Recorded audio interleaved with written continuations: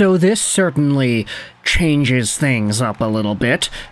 We had ourselves a report that was posted about on Twitter by Arthur Staple.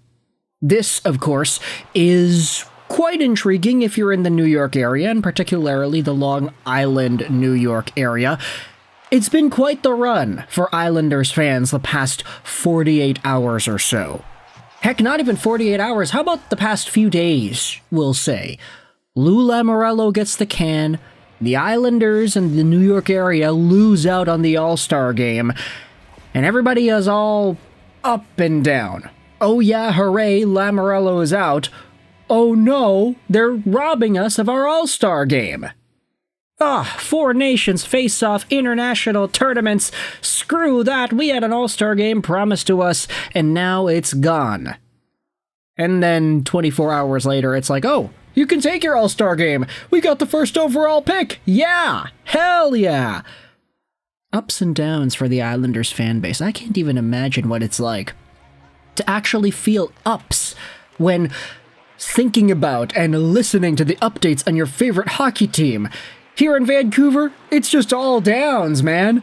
Oh, the team got hacked. Oh, Quinn Hughes gonna leave. Oh, Rick Tocchet doesn't believe in the team. He doesn't want to come back. Oh, Brock Besser is out. Oh, Jim Rutherford spoke out about how Quinn Hughes not answering his calls. Oh, Pettersson's getting monitored. It's all bad. In New York, at least you have the positives. You've got the draft lotto wins in there. But one of the intriguing talking points that you can bring up with the Islanders now happens to do with their executives. Because with Lamoriello out, there needs to be a replacement.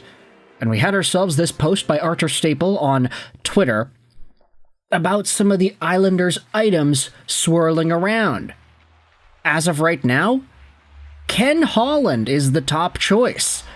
Contact has been made with Montreal for permission to speak to Jeff Gorton.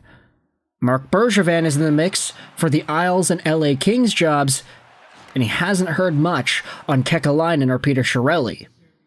This also all may change in an hour. Staple putting the infamous and very necessary disclaimer at the end, everything can change with a phone call. Anything can happen, honestly, but listening to some of these reports here, Holland, Bergevin, Jeff Gorton, I do want to talk about that Montreal angle.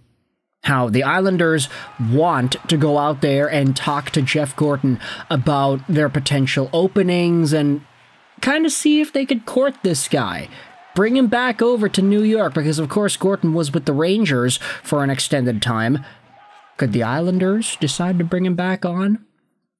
Let's go out there and look at some of the replies. Marco D'Amico posted this. The New York Islanders reaching out to the Canadiens for permission to speak to Jeff Gorton is not surprising. Like last season with Columbus, though, they aren't likely to get a positive answer out of Jeff Molson. This speaks volumes, I would say, to the process that the Montreal Canadiens are building right now. Teams around the league are looking at the Habs and they're saying, yeah, this is a good ship they're on. And for Jeff Gorton in particular, we understand that he's not like Kent Hughes. He's not necessarily making the decisions of whom it is the team trades for and signs and the numbers and everything, but he's working hand in hand in his role as executive vice president of hockey operations for the Habs.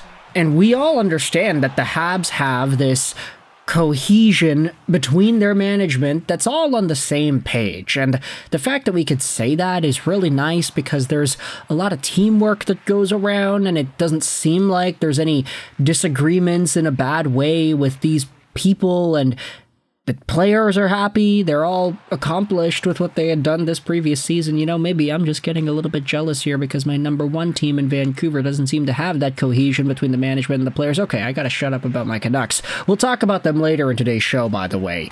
But Marco D'Amico also goes out there and says this on Twitter. Further to this, Jeff Gorton has gone on record in saying he wants to see this Canadiens rebuild through and bring a cup to Montreal. As EVP of the Canadiens, there is very little that could truly woo him away from the Habs. Again, it's all about vision. It's about drive. It's about power. We stay hungry.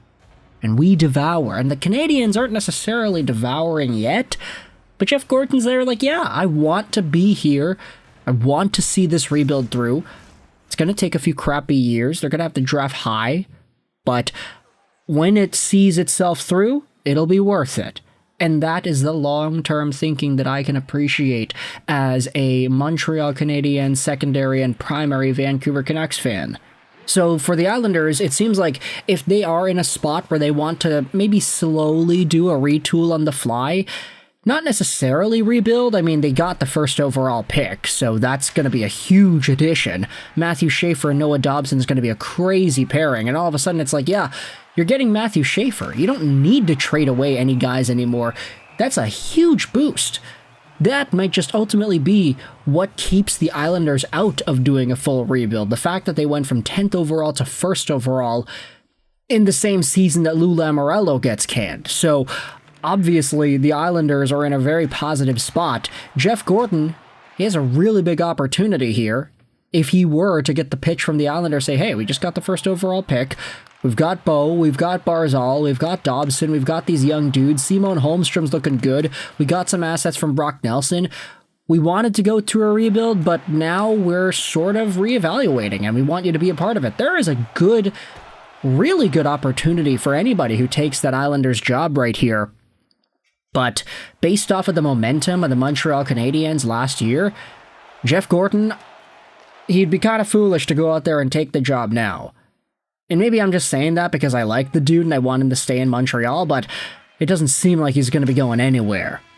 Further to this point, we had ourselves some commentary. Marc Gagnon went out there and said this: Jeff Molson will allow it, and Gorton will say no thanks. For what it's worth, D'Amico replies, Molson did not allow it last year. I don't see why he'd change his tone now. So we don't even know if the interview is gonna go through, if the Islanders will get that permission to dance with Jeff Gorton in conversation and give him their elevator pitch on what they're trying to build on Long Island. But ultimately, you know, y'all gotta back off of Jeff Gorton. Stick it with Ken Holland. That guy can be your guy. For all the things that Ken Holland did with the Red Wings while they were successful, there were a number of decisions that he made that were very questionable, and especially in Edmonton, you can say the same thing was presenting itself there. So, yeah. Ken Holland does technically have a pretty good record when you look at just the wins and losses of the teams that he was a part of. Surely it wasn't great towards the end of the Detroit days, but still, Ken Holland in New York. Huh. Seems a lot more likely than Jeff Gorton at this point. But anyways, I want you to let me know your thoughts in the comment section below about these updates with the Montreal Canadiens and how the New York Islanders are trying to get their paws on Jeff Gorton and his services. Who knows if Jeff Molson is even going to allow it? Let me know in the comment section all your opinions. I hope you enjoyed this video. 99 and bye.